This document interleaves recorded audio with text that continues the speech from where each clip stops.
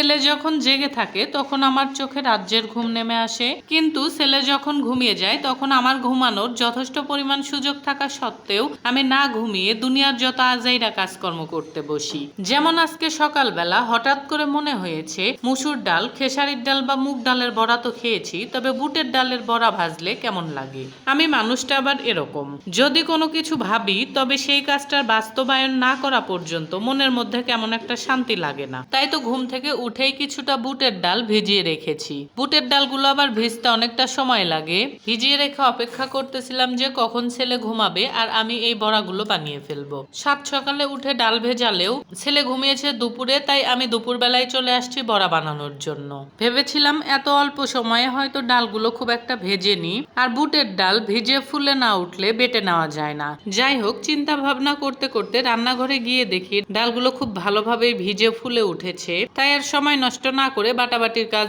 শুরু করে দিয়েছি। প্রথমে ডালগুলো আধ ভাঙা করেই বেটে নিচ্ছিলাম, পরে মনে হলো বুটের ডাল আধ ভাঙা করে বড়া বানালে হয়তো খেতে ভালো লাগবে না। অনেকেই হয়তো বুটের ডালের বড়া খেয়েছেন, তবে আমি আজকেই প্রথম বুটের ডালের বড়া বানাচ্ছি, তাই এই সম্পর্কে আমার কোনো অভিজ্ঞতা নেই। সেই কারণে প্রথম দিকে আধ ভাঙা করে বেটে নিলেও পরে একদম ফিনিশ করে বেটে নিয়েছি।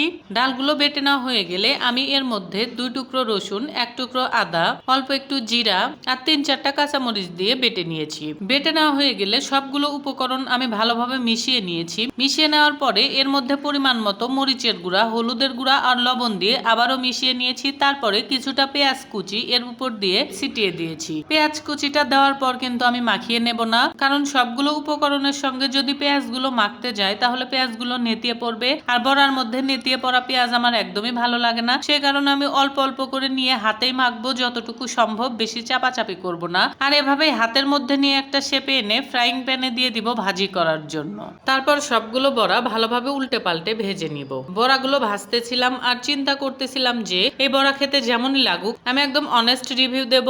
ভালো হলে ভালো বলবো আর মন্দ হলে মন্দ। বুটের ডালের সবকিছুই মোটামুটি মজাই লাগে, এখন বড়াটা যে কেমন লাগবে সেটাই বুঝতে পারতেছি না। যাই হোক, আমার চিন্তা ভাবনা করতে করতে বড়াগুলো ভেজে নেওয়া হয়ে গেছে। এখন আমি এগুলো উঠিয়ে নেব।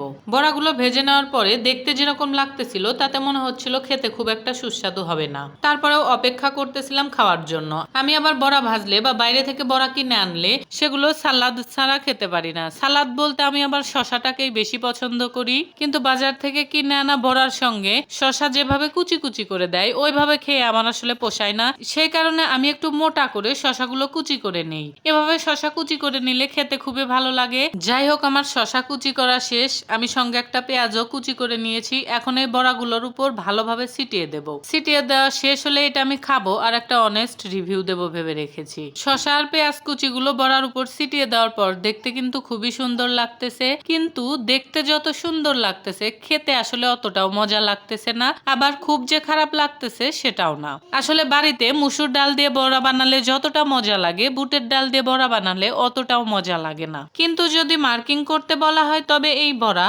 100-র ভেতরে 60-70 পাবে।